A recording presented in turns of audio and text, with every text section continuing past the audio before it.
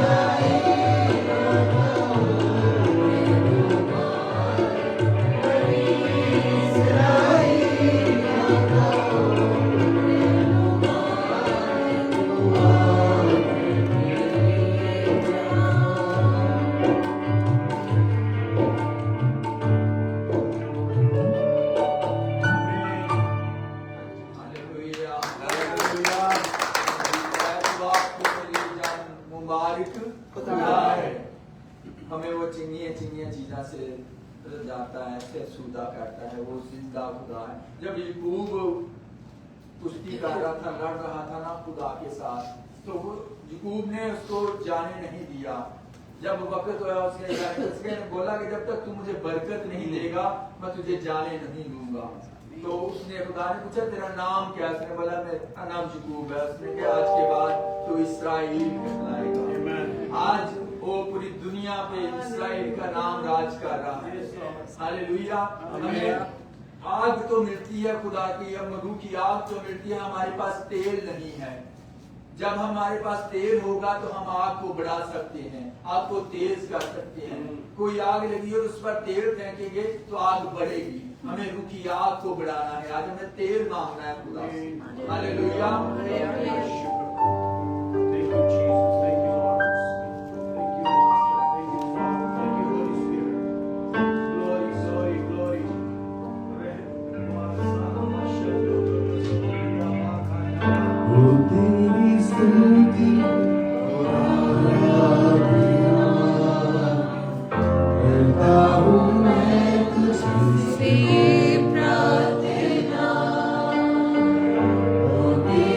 स्तुति और आराधना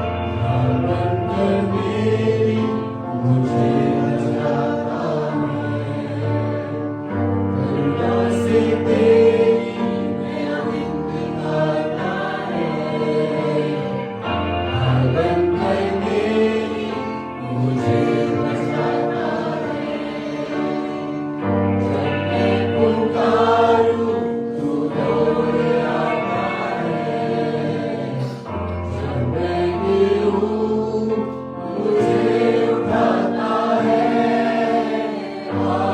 hallelujah, hallelujah, hallelujah, hallelujah,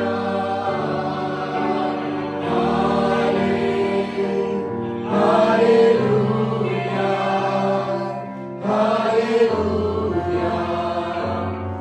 hallelujah.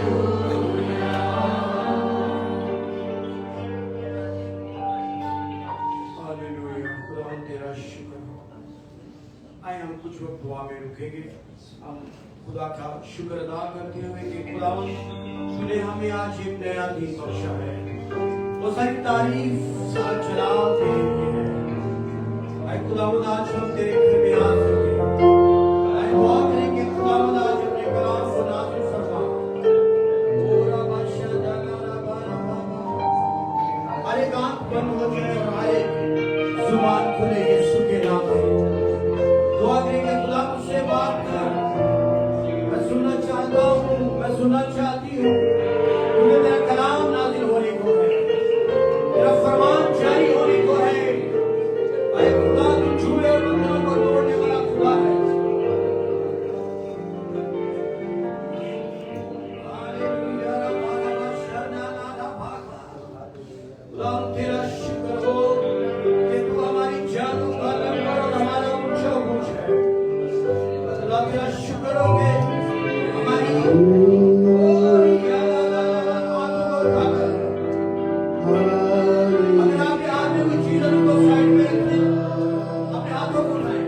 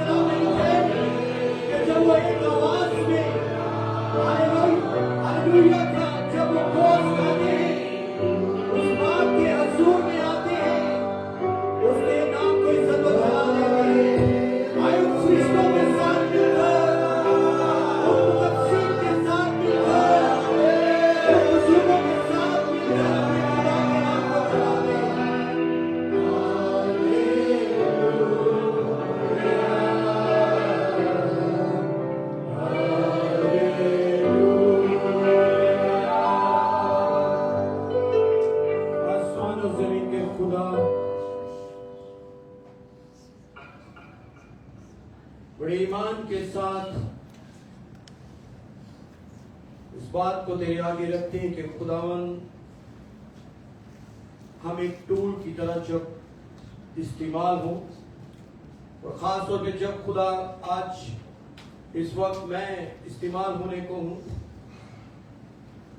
मैं ना हूं बल्कि खुदावन मेरी जुबान से जब तेरा कलाम निकले तो लोग बाबरकत हो, और खुदावन मैं घटूं और तू बढ़े, क्योंकि बाप सारी इज्जत और सारा जलाल तेरे लिए है।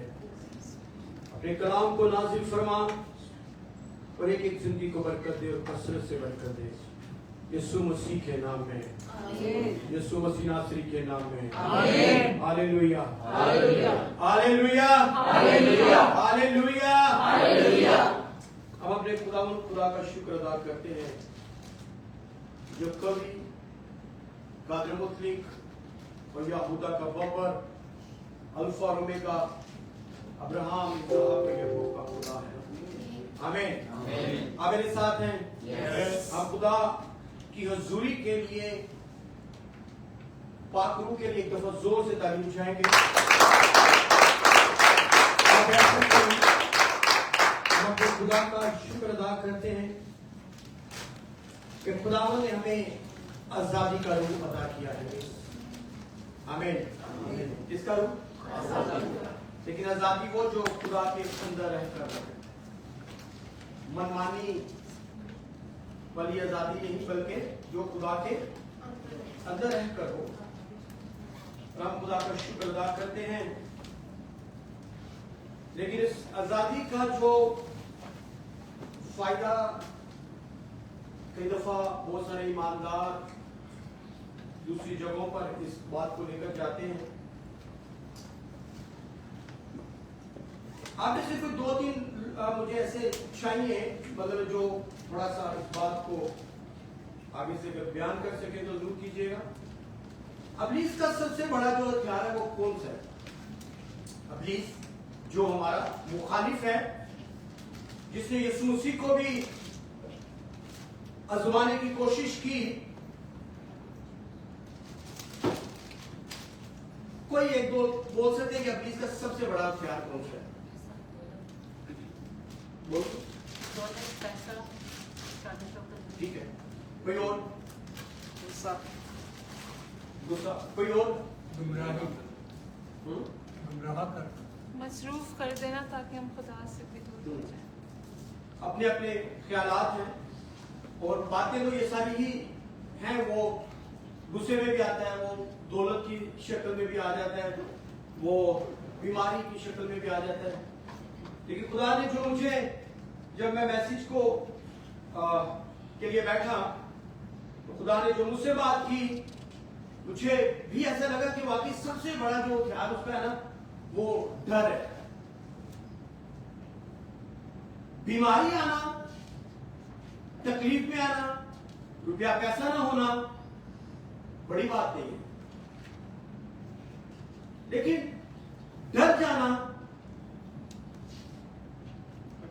वो बड़ी बात है। क्योंकि मुसीबतें ईमानदार पर आएंगी, बीमारी भी, लाचारी भी, बेरोजगारी भी ईमानदार पर आएगी। लेकिन जब हम डर जाते हैं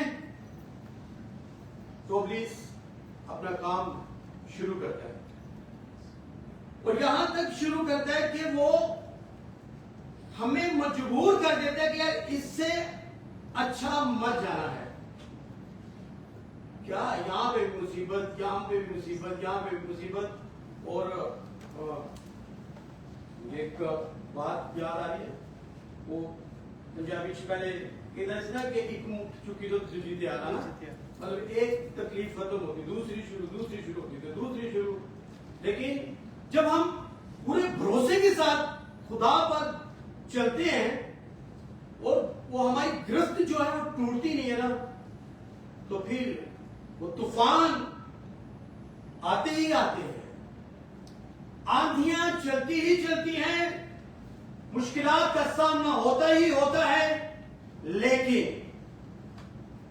खुदा के कलाम पे ठहरे रहने वाले बहाल किए जाते हैं, क्योंकि यीशु ने उसी इब्लीस का पांव से, अपनी एड़ी से उसके सर को कुचलकर बरगला तमाशा बनाया है। आमीन। तो आप जीते हुए हैं। साथ वाले को बोले कि मैं जीता हुआ हूं, बोले कि मैं जीता हुआ हूं। कोई भी तूफान आए, बोले कोई साथ वाले को देख के बोले, थोड़ी उसकी आंखों में आंखें डालकर बोले, या खाना कटो प्यार से। कोई भी तूफान आए, आप बोले जरा थोड़ा बुलंद आवाज से इसको डिक्लेयर कर दें कि इब्लीस को पता चल जाए कि वाकई ये खुदा के लोग हैं, और आप जो अपने मुंह से निकालेंगे, कहेंगे, वो आपके लिए हो जाएगा। इस पे कौन कौन बिलीव करता है? मैं हाथ देखना चाहता हूं। ये बात कंफर्म है, राइट? जो कुछ हम कहेंगे वो हमारे लिए हो जाएगा। हो नहीं सकता, क्योंकि खुदा के कलाम में लिखा है कि तू जो कुछ कहेगा तेरे लिए हो जाएगा। तू जो मांगेगा मैं तुझे दे दूंगा। मैं तुझे हरगिज़ तुझसे दस्तबरदार ना होऊंगा। मैं तुझे संभालूंगा और मैं तुझे तेरी ऊंची जगहों पे चलाऊंगा। तो ये खुदा के वादे हैं। लेकिन मैंने कहा कि तूफान, आंधियां और उलझने और परेशानियां, उतराव चढ़ाव जिंदगी के साथ रहेगा, हमेशा तक रहेगा। लेकिन खुदा के लोग उसमें भी बहाल किए जाएंगे। आमीन। हमें गिरफ्त क्या है? वो मजबूत करनी है। हमें गिरफ्त क्या है? अगर आप सुन रहे हैं मेरी आवाज को तो मेरे साथ रहिए। मैं आपकी इन्वॉल्वमेंट चाहता हूं कि आप मेरे साथ रहें। गिरफ्त को क्या है? क्या करना है? हमने मजबूत करना है ताकि हम गिरे ना। आपको पता है कि चिड़िया किसी ने देखी है? सबने देखी है। आपको पता है कि चिड़िया जो है ना, वो इंडिया पाकिस्तान के अंदर जब हम देखते हैं कि वायरें जो खुली भी होती है, यहाँ पे तो वायर नजर नहीं आती, इसलिए मैं यहाँ की एग्जांपल दे नहीं सकता। तो इंडिया पाकिस्तान के अंदर जो वायरें होती है बिजली की भी, वो चिड़िया उनके ऊपर जाके बैठ जाती है। इवन कि कई दफा वो किसी दरख्त के ऊपर भी बैठी होती है ना, तो कभी शायद किसी ने नजारा किया हो इस बात के लिए, तो वो चिड़िया ना जब आंधी या तूफान, बारिश, हवा चलती है, लेकिन वो चिड़िया एक कमजोर जिस्म है, छोटा सा, शायद मेरी उंगली के जितना भी हो सकता है, लेकिन वो इन तूफानों के बावजूद भी उस गिरफ्त को नहीं छोड़ती। आधा घंटा, 1 घंटा, जितनी मर्जी तेज आंधी चले, तूफान चले, लेकिन वो गिरफ्त को नहीं छोड़ती और वो बैठी रहती है। मतलब यह है कि वो आंधियों और तूफानों का मुकाबला करती है। आंधी और तूफान आ जाते हैं, निकल जाते हैं, चले जाते हैं और फिर वो उड़ना शुरू कर देती है। ईमानदार भी अगर अपनी गिरफ्त को ना अगर छोड़े तो समझे कि वो बहाल किया जाएगा। अगर हम बोलते हैं कि ये बीमारी जो आ गई है ना, ये खत्म नहीं हो सकती। सारे दरवाजे जॉब के लिए बंद हो चुके हैं, वीजे लग नहीं रहे, टेंशन बढ़ती चली जा रही है, रुपए पैसे की कमी है, पूरा हो नहीं रहा। बहुत सी उलझने और परेशानियों में इब्लीस ने हमें डरा दिया है। और हम ये सोचते हैं कि ये जो अभी का जो डर है ना, ये जो बीमारी है, ये जो तंगी है, ये शायद हमारा बस अभी आखिरी जो रास्ता था वो भी बंद हो चुका है। आपको पता है कि खुदा कहां से रास्ते बना सकता है? कोई बता सकता है? समुद्र में से तो हमने बाइबल में पढ़ा, और बाइबल सच्ची, और बाइबल में लिखा है कि वो इसराइली जो थे, आगे भी मौत और पीछे भी मौत, पीछे फराउन की फौजें और आगे लाल समुद्र, खुदा ने पानी को 2 हिस्से कर दिया। मुझे इस तरह से लग रहा है कि अगर ये दरवाजा किस तरफ है, यहाँ पे ये दरवाजा ना, आप सब जानते हैं ये दरवाजा ना, मुझे ऐसे लगता है कि अगर ये दरवाजा बंद भी हो जाए तो खुदा यहां से भी दरवाजा बनाने की कुदरत रखता है। आमीन। कहां पर? जहां में हम सोच भी नहीं सकते। क्योंकि आपको पता है कि जब शागिर्द डरे हुए थे, दरवाजा बंद था, लॉक लगा हुआ था, लेकिन यीशु मसीह नासरी खुदा का दीवारों में से अंदर आया और शागिर्द भी डर गए। और खुदा के कलाम में लिखा है यूहन्ना की अंजील उसके आखिरी बाब के अंदर कि खुदा के बेटे यीशु ने क्या कहा शागिर्दों को, डरो मत। उस एक बाब के अंदर बेशुमार टाइम लिखा है कि तुम डरो मत, डरो मत। और एक चीज, अगर आप खुदा का खौफ रखते हैं और हम कुछ कर लेते हैं तो भी डर हमारे अंदर बैठ जाता है। लेकिन याद रखिए कि खुदा कहर करने में धीमा, शफकत और वफा में गनी है। वो माफ करने की कुदरत रखता है।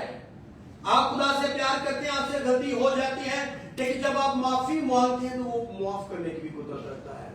लेकिन अब लीज आता है और एक सरगोशी करता है कान के अंदर कि अब तू माफ नहीं होगा, तेरे खुदा ने तुझे छोड़ दिया है, अब तू मेरी सुन।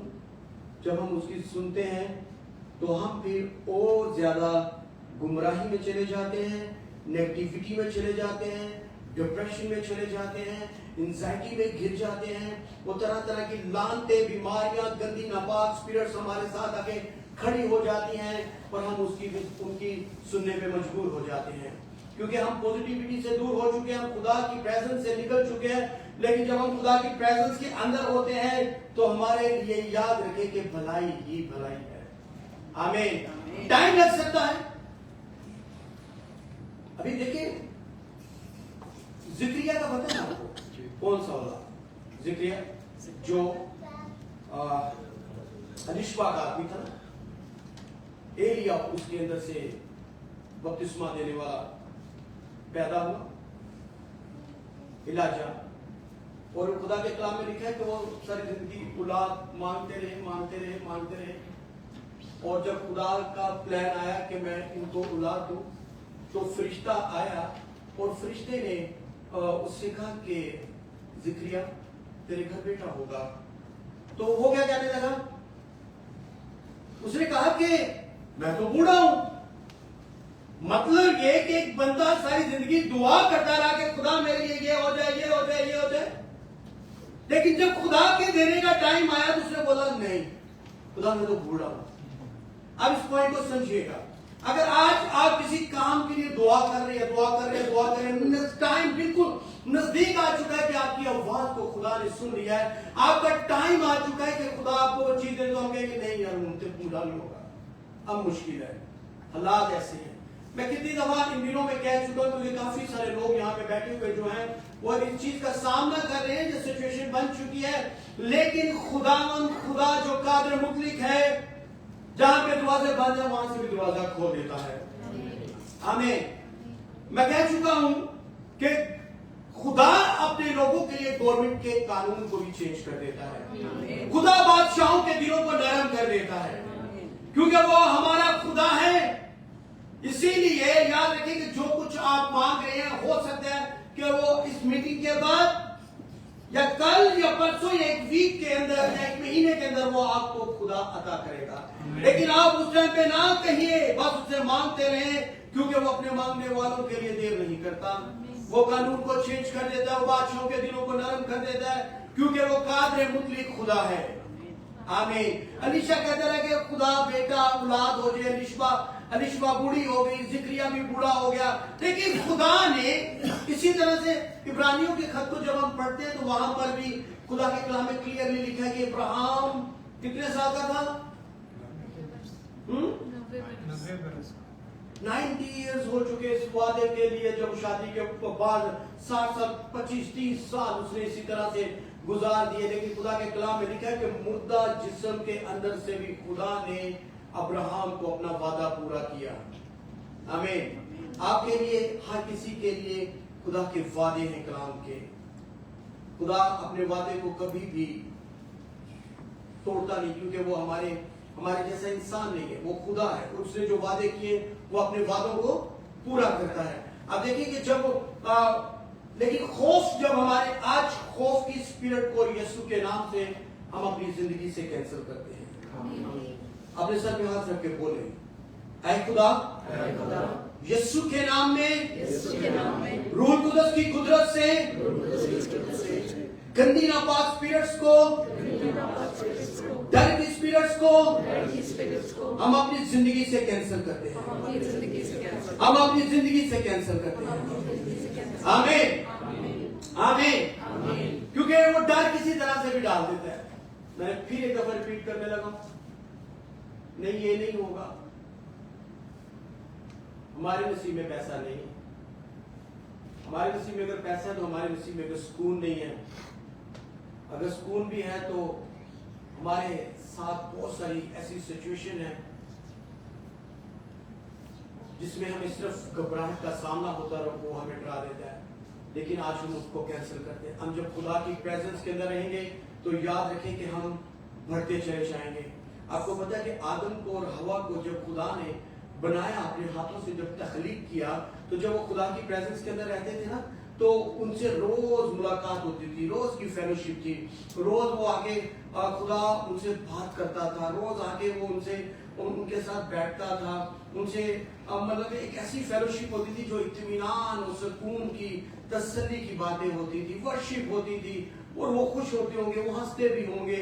और इसी तरह से एक दिन जब अब्लीस ने आकर जब सारी सिचुएशन को खराब कर दिया, तो खुदा के कलाम में तो पैदाइश की किताब उसका 3रा बाब उसकी 9वीं 10वीं आयत में लिखा है।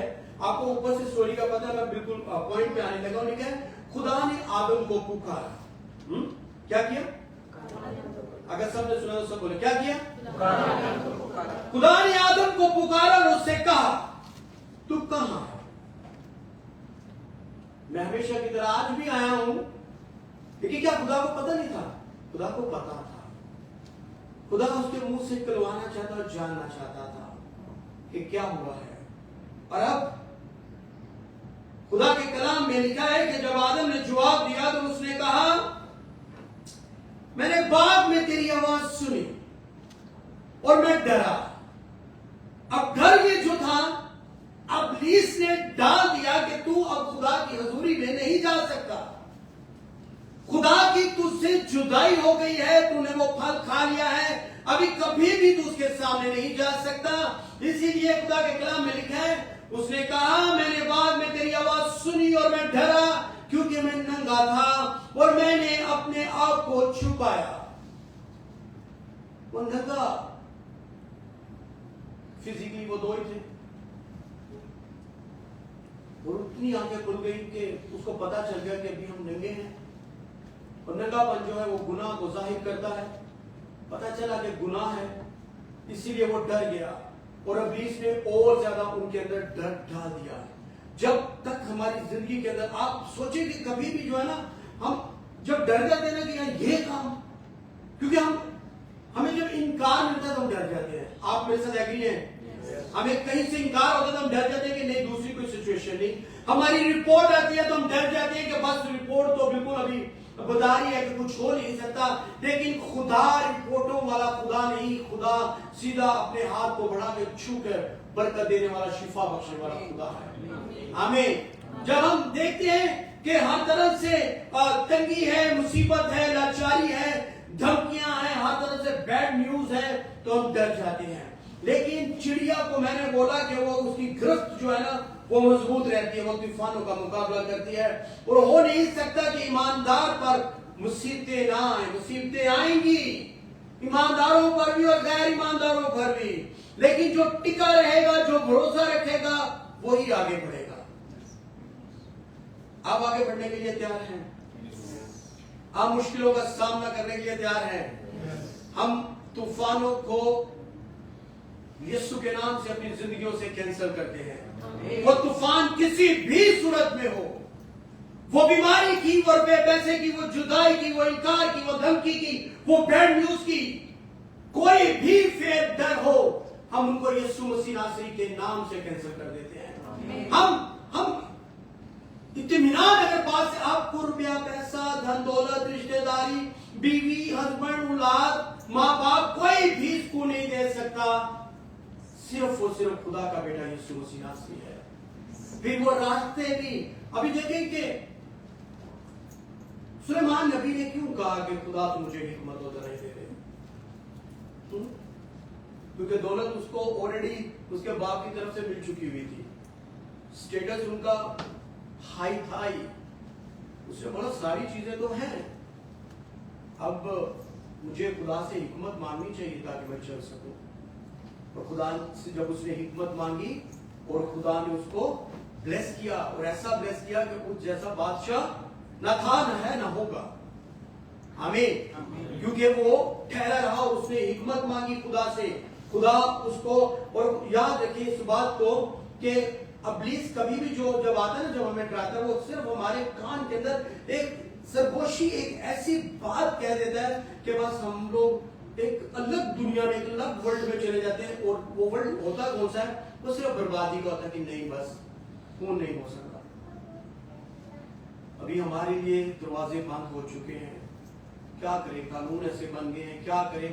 स्टेज ऐसा आ गया है, बीमारी यहां तक पहुंच गया है, लेवल ये हो गया है, हम सिर्फ और सिर्फ मरने के लिए सोचते हैं कि सब कुछ खत्म हो चुका है। लेकिन आपका खुदा आपके लिए दरवाजों को खोलने की कुदरत और कुव्वत रखता है। आमीन, आमीन।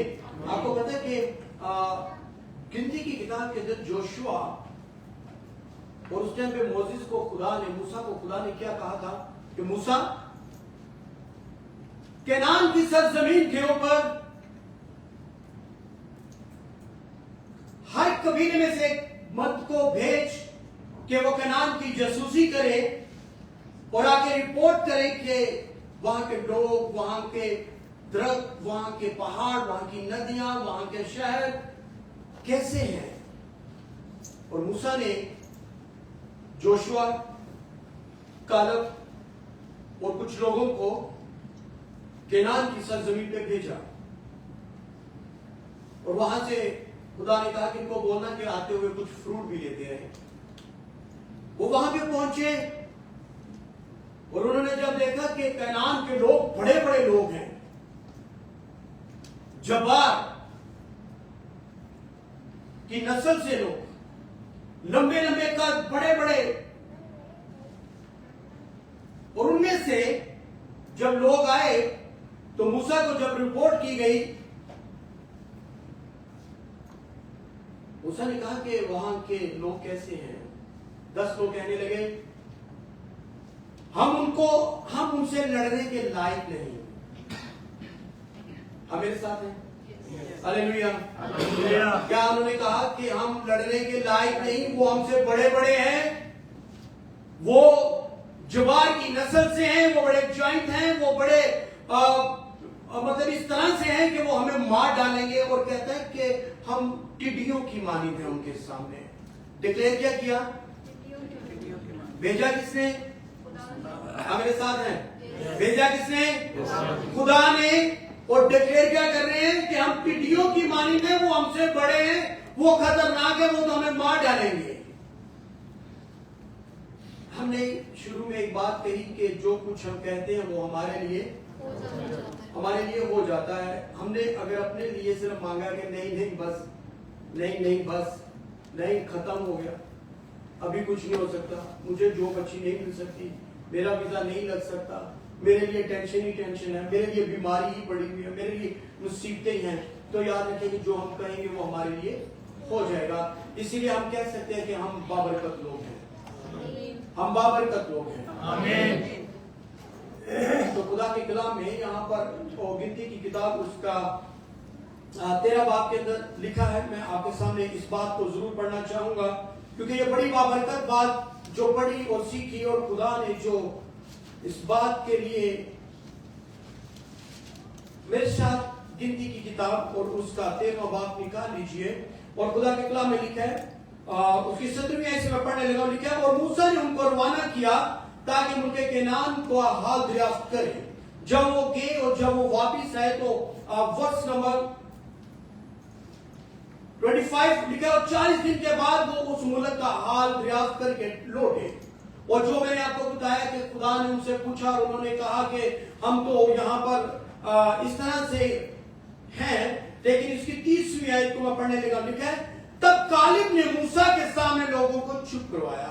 एक लोग, कुछ लोग हैं, 10 लोग एक तरफ कह रहे हैं कि नहीं वहां पे हम नहीं जा सकते, वहां से हम नहीं लड़ सकते, वो इस तरह से हैं, वो इस तरह से हैं। लेकिन उनमें से एक कालिब उठा और कालिब ने क्या डिक्लेयर कर दिया? सुनिएगा। देखिए, जब कालिब ने मूसा के सामने लोगों को चुप करवाया, उनको शटअप की कॉल की और उनको कहा कि तुम चुप रहो, है ना, उनको चुप करवाया और कहा कि चलो हम एकदम जाकर उस पर कब्जा करें। 10 लोग अगर कह रहे होंगे ये काम नहीं हो सकता, उनमें से एक ईमानदार उठे और कहे कि ये ऐसा मुमकिन है, ऐसा हो सकता है, तो खुदा उससे खुश होगा या नाराज होगा? खुदा उससे खुश होगा। और लिखा है और कहा कि चलो, एकदम से वो ऐलान कर रहे हैं कि परवाह ना करो कि वो लंबे हैं, परवाह ना करो कि वो बड़े जंगजू हैं, वो बड़ा सब कुछ उनके पास है, हमारे पास कुछ नहीं, चलो कोई टेंशन नहीं है। कहते हैं कि चलो हम एकदम जाकर उस पर क्या कर ले, ये भी नहीं कि चलो जाकर उनके साथ लड़े, चलो हम कुछ दिन लड़ेंगे, शायद सांस घूमेगी, थक जाएंगे हम, ये होगा वो होगा, इंडियन तो खुदा ही दे देगा, ऐसी बात भी नहीं की। सीधा क्या डिक्लेयर कर रहे हैं कि चलो हम एकदम जाकर उस पर क्या कर ले, कब्जा करें, क्योंकि हम उस काबिल हैं। कहते हैं उसको अपनी हैसियत का, अपनी पर्सनैलिटी का, अपने खानदान का, कि अपने खुदा का बता, कहता है कि ऐसा हो सकता है। कहता है कोई दूसरा ऑप्शन नहीं है, आओ आके चलो जाकर कब्जा करें। और लिखा है उस पर कब्जा करें क्योंकि हम इस काबिल हैं कि उस पर तसल्लुत कर लें। लेकिन जो और आदमी उसके साथ गए थे वो कहने लगे कि हम इस लायक नहीं। दूसरे आदमी क्या कहने लगे कि हम इस लायक नहीं कि उन लोगों पर हमला करें, क्योंकि वो हमसे ज्यादा जोरावर हैं, वो ज्यादा जोशीले हैं, वो ज्यादा ताकतवर हैं, वो ज्यादा इंटेलिजेंट हैं। लेकिन खुदा ने अपने लोगों को जब बरकत देने का टाइम आया, जब केनान में वादा की सरजमीन पे जाने का टाइम आया, तो आगे एक आयत का इसके साथ जरूर है कि पढ़ा जाए। इसी गिनती की किताब उसका 14वां बाब उसकी 24वीं आयत। खुदा उस बंदे से, कालिब से कैसे खुश हुआ, मैं आपके सामने पढ़ना चाहता हूं। और खुदा के कलाम में लिखा है, पर जब कालिब के लिए खुदा ने खुद लिखा और लिखवाया और कहा, पर इसलिए कि मेरे बंदा कालिब की कुछ और ही तबीयत थी। आपकी हमारी तबीयत पर भी खुदा देखता है कि हमारी तबीयत कैसी है। तबीयत सिर्फ वही नहीं होती कि मैं बीमार हूं, तबीयत खराब है ना। तबीयत कभी भी किसी तरह से भी हो सकती है। तबीयत कभी खुश होती है, कभी तबीयत दलेर होती है, कभी तबीयत तंदुरुस्त होती है, कभी तबीयत बीमार होती है। तो मतलब उसको खुदा के कलाम में क्या लिखा है कि खुदा इतना खुश होता, कहता मेरे बंदा कालिब की कोई और ही तबीयत थी। उसकी उस टाइम पे जो मैंने जुर्रत देखी वो हैरत अंगेज थी। लिखा है, पर इसलिए कि मेरे बंदा कालिब की कुछ और ही तबीयत थी और उसने मेरी पूरी पैरवी की। मैं उसको उस मुल्क में जहां वो आया पहुंचाऊंगा और उसकी औलाद उसके वारिस होगी। आमीन। बरकत कहां पे है? बरकत आपके ऊपर है और बरकत आपकी औलाद के ऊपर है और आपकी औलाद की बरकत आपकी उसकी भी औलाद के ऊपर है। यानी कि जब हम खुदा को पसंद है, तो खुदा के कलाम में लिखा है कि खुदा को दिलेर लोग पसंद आते हैं। खुदा बुज़दिलों का खुदा नहीं। खुदा ने हमें दहशत की रूह नहीं दी। खुदा ने हमें अपने जलाल के लिए खड़ा किया है। और ये वो वादे की सरजमीन थी जहां दूध की नदियां, शहद की नदियां और बड़े बड़े अच्छे फ्रूट थे, बहती थी और खुदा उनको सरजमीन पे लेके जाने को था। लेकिन बुज़दिल जो है वो डिक्लेयर क्या कर रहे थे कि मेरे लिए अभी कुछ नहीं होगा, क्योंकि इब्लीस ने उनके दिल में ये बात डाल दी थी कि तुम छोटे हो, तुम जोरावर नहीं हो, तुम्हारे पास इतना हथियार नहीं है, तुम्हारे पास इतना नॉलेज नहीं है, तुम आगे नहीं बढ़ सकते हो। लेकिन कालिब और जोशुआ वादे की सरजमीन पे गए और उन्होंने ये डिक्लेयर कर दिया कि हम इस लायक हैं क्योंकि हमारे साथ खुदा खड़ा है। आमीन। जब हमारे साथ खुदा खड़ा रहता है तो हम कुछ भी करने की कुदरत रखते हैं, हमारे अंदर वो कुव्वत आती है। हम उन सारी चीजों पर गालिब ओवरकम कर सकते हैं, ताकि हम आगे बढ़े और खुदा का बेटा हमारी जिंदगियों से इज्जत और जलाल पाए। हमारे लिए बहुत सारे अच्छे काम हो रहे हैं, हम एक अच्छे मुल्क में रह रहे हैं। आप मेरे साथ हैं? आप हाथ हिला सकते हैं? हम एक अच्छे मुल्क में रह रहे हैं, आप एग्री हैं? हम रोज अच्छे से अच्छा खाना खा रहे हैं, है ना? जेड़ा नहीं खा रहा ना बोले, जेड़ा बोला जोर से बोले, मुंह से खा रहा ना, मुंह से इकरार भी करे। आप अच्छा खाना खा रहे हैं, आप अच्छी जगह पे रह रहे हैं, आप अच्छे तरीके से जिंदगी सर्वाइव कर रहे हैं, राइट। लेकिन अगर जब थोड़ा सा सरगोशी अब्लीस करे, किसी सिचुएशन में हमें दिखाई दे कि नहीं ये नहीं हो सकता, तो हमें उसको कहना है कि हमारे साथ खुदा है। आपको पता है एलिया ने आग उतरते हुए देखी, आसमान से आग उतरी। एलिया ने 450 बाल के पुजारियों को कत्ल कर डाला। एलिया एक बड़ा नबी, बड़ी बाइबल मुकद्दस में उसके लिए हमें मिलता है कि वो एक बड़ा जंगजू था। लेकिन जब अभी मैंने स्टडी की तो मुझे लगा कि इस जगह पर एलिया थोड़ा सा डर गया।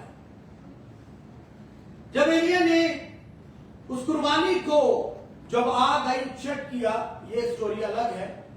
लेकिन एलिया ने अगले ही चैप्टर में जब हम जाते हैं तो वहां पर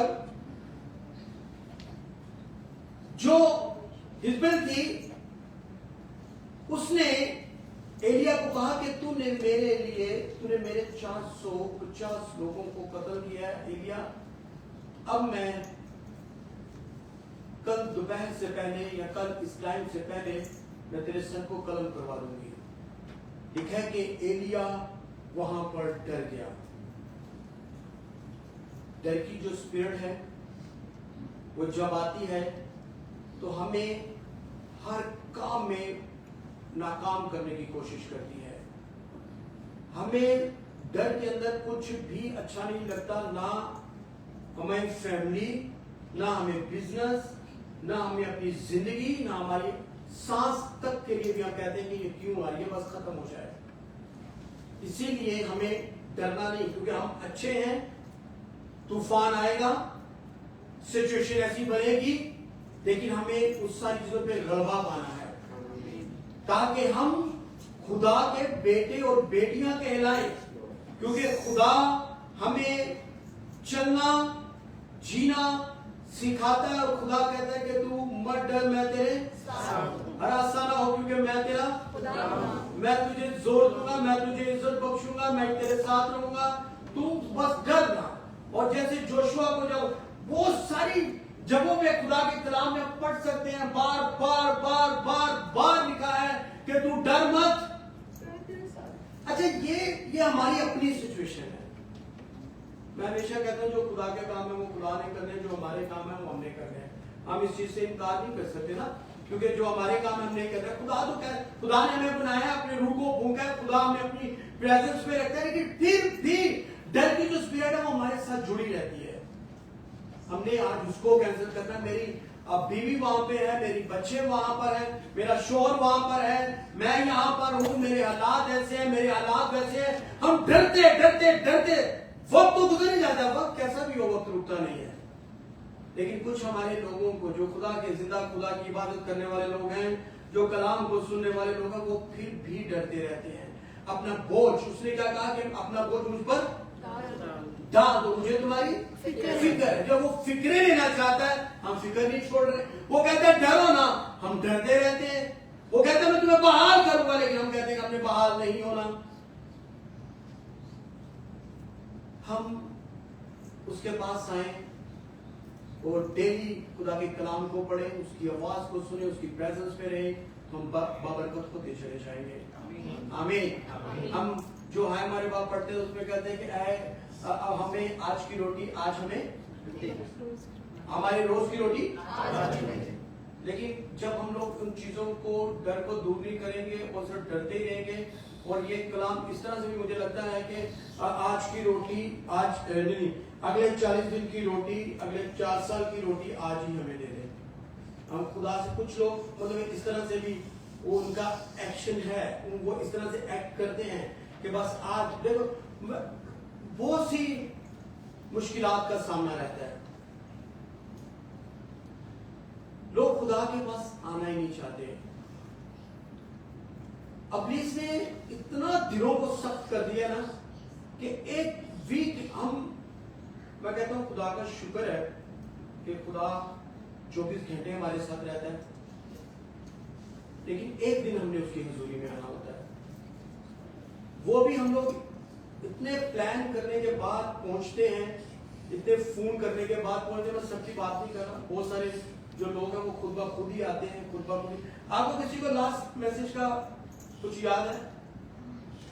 लास्ट मैसेज क्या था?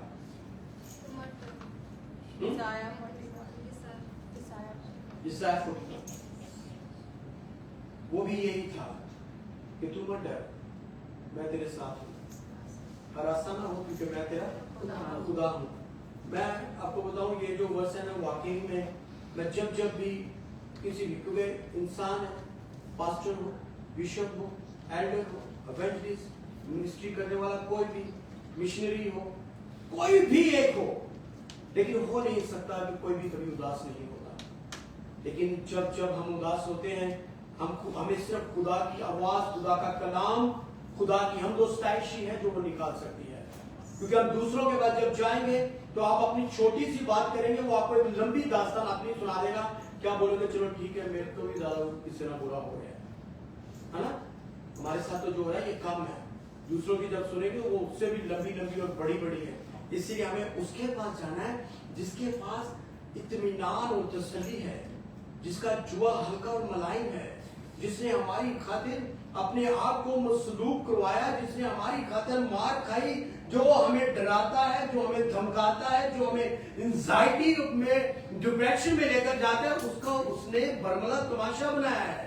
वो सिर्फ मेरे लिए और आपके लिए हुआ है। आमीन। उसकी सलीब क्या है? खाली है, उसकी कब्र खाली है, क्योंकि वो सिर्फ बदल लेके मेरे लिए और आपके लिए आया था। उसने अपना काम पूरा कर दिया है। और आज भी वो आपसे कह रहा है कि तू डर मत, तू टेंशन ना ले, तेरा कोई भी एक काम नहीं रुकेगा। आमीन। आप अपने लिए डिक्लेयर करें इस बात को कि मेरा कोई काम नहीं रुकेगा। अपने सर पे हाथ रख के बोले कि मेरा कोई काम नहीं रुकेगा। रुके हुए काम यीशु के नाम में, रूह कुदस की कुदरत से मेरी जिंदगी में पूरे होंगे। मैं अपनी जिंदगी में अच्छे दिन देखूंगी। सारी चीजें खुदा पूरी करेगा। आमीन, आमीन, हालेलुया। हम अपने खुदा का शुक्र अदा करना चाहिए। याद रखिए कि वाकई लोग भाग रहे बुतों के पीछे, लोग भाग रहे पानी के पीछे, सूरज के पीछे, दरख्तों के पीछे, बड़ी मगर इधर उधर भाग रहे, लेकिन उनका अपने उन देवी देवताओं पर भरोसा है। लेकिन हमारा जो भरोसा है वो जिंदा खुदा पर भरोसा है। लेकिन जिंदा खुदा जो कान रखता है, कि क्या आपको लगता है कि वो सुनता नहीं होगा? वो सुनता है, लेकिन वो वक्त से पहले हमें कभी कुछ देता नहीं, क्योंकि हो सकता है कि वक्त से पहले हम उस चीज को, उस बरकत को संभाल ना सके। और बहुत से लोगों को उसने वो बरकत दी भी, लेकिन ना अहली की वजह से वो बरकत जाती रही। इसलिए याद रखें कि आपका खुदा आपको कसरत से बरकत देने के लिए बिल्कुल तैयार है। उसको कहें कि खुदा तू मेरा बोझ ले ले। आपको पता कि मैंने ना तकरीबन शायद पहले भी बताया मैंने कि 2-3 महीने से एक अलग प्रैक्टिस मैंने की दुआ के लिए, कि जितना हम खुदा के करीब जाते हैं ना तो खुदा हमारी प्रैक्टिस भी बढ़ती है और हमें और ज्यादा नॉलेज आता है और हम और ज्यादा अच्छे से वर्शिप कर पाते हैं। लेकिन जब हम दुआ नहीं करते, जब हम वर्शिप नहीं करते, जब हम फेलोशिप नहीं रखते ईमानदारों के साथ, तो हम बुझ जाते हैं। आप ये मानते हैं? हम बुझ जाते हैं, क्योंकि हम ऐसे माहौल में रहते हैं जहाँ पे दुआ बंदगी नहीं है, जहाँ पे सिर्फ और सिर्फ दूसरों के लिए बातें और दूसरों के लिए नेगेटिव बोलना, दूसरों के लिए मतलब अपने आप को बेहतर समझना, अपने आप को कहना कि नहीं मैं सिर्फ और सिर्फ खुदा के साथ अच्छी लगती है। क्योंकि खुदा ने मूसा से क्या कहा कि तू जा और उनसे कहना कि मुझे खुदा ने भेजा है। उसने बोला कि हम बोलूंगा कि कौन सा खुदा, तो उसने कहा कि उसको कह देना कि मुझे मैं हूं ने भेजा है। आमीन। मैं हूं जो है वो सिर्फ और सिर्फ खुदा के साथ अच्छा लगता है। हम क्या है? हम कुछ भी नहीं है। हमारा वजूद, हमारी सांस भी उसी की दी हुई है, वही मालिक है। और वो अपनी भीड़ों की आवाज को सुन लेता है, वो अपनी भीड़ों को इकट्ठा करता है। इब्लीस ने हमें इस तरह से, अब यकीन करें कोई काम की बात हमारे जब अंदर आने वाली होती ना, तो हमें झोंके आने शुरू हो जाते हैं। आप झोंके समझते हो? साथ वाले को हिला के बोल सकते हो झोंके को समझते हो? हमें झोंके आने शुरू हो जाते हैं। वो उस टाइम में कहता है कि ये जरूरी नहीं है, आप दे दो तो अपना पूरा करना है कोटा घर में नहीं। लेकिन खुदावन, मैं आपको बताना चाहता हूँ, आपको इस बात के लिए बताना चाहता है, और हमारे लिए ये आखिरी बात नहीं है कि बस अभी अगर कुछ नहीं हो रहा तो सारी जिंदगी कुछ नहीं हो सकता। खुदा कभी भी किसी मोड़ पर भी आपके हालात को चेंज कर सकता है, और जब वो हालात चेंज होंगे तो वो खुदा की तरफ से जब हालात चेंज होंगे ना, तो फिर बरकत को भी रोक नहीं सकता। वो बरकत फिर उल्लाह पर भी आएगी। लेकिन इब्लीस यहाँ पर अगर आप अपना कंट्रोल नहीं दे रहे ना उसको, तो वो बहुत डेंजरस है। हमें अपना जो कंट्रोल दे देंगे ना, वो आपको ऐसी सिचुएशन से भी निकालने की कुदरत रखता है कि आप बोलोगे यहाँ पे तो पॉसिबल ही नहीं था। आमीन। एक बहुत बड़ी टेस्टमनी है, लेकिन आने वाले दिनों में वो जरूर दी जाएगी। और मेरा ईमान है कि आप देखेंगे और सुनेंगे और समझेंगे कि खुदा वाकई कैसा अजीम महान खुदा है। आमीन। आए अपने कदमों पे खड़े हो और याद रखें कि एक इब्रानियों के खत उसके 10 बाब उसकी 23 में है। अगर लगा सकते तो लगा दीजिए। ये कलाम का एक हिस्सा था। इब्रानियों का खत उसका 10 बाब उसकी 23 में है। हमें अपने आप को क्या रखना है? मजबूत रखना है। हमें क्या रखना है? मजबूत रखना है। अब बोले कि मैं मजबूत हूं, क्योंकि चिड़िया की जब एग्जाम्पल दी गई तो वो तूफानों का मुकाबला करती है। और इब्रानियों का खत के अंदर लिखा है, और अपनी उम्मीद के इकरार को, इब्रानियों 10 बाब की 23 में है लिखा है, और अपनी उम्मीद के इकरार को मजबूती से। ये उम्मीद का इकरार कौन सा है? ये वही इकरार है जो हमने बपतिस्मा लेते हुए, खुदा को कबूल करते हुए उसके साथ किया। और इकरार क्या था? कि मेरा खुदा जिंदा खुदा है, यीशु मेरे लिए मरा और जी उठा है, और उसकी कब्र खाली है। और ये वही इकरार है। लिखा कि इकरार को मजबूती से थामे रहो, क्योंकि जिसने वादा किया वो सच्चा है। जिसने वादा किया वो सच्चा है। जिसने वादा किया वो सच्चा है। वो सच्चा है।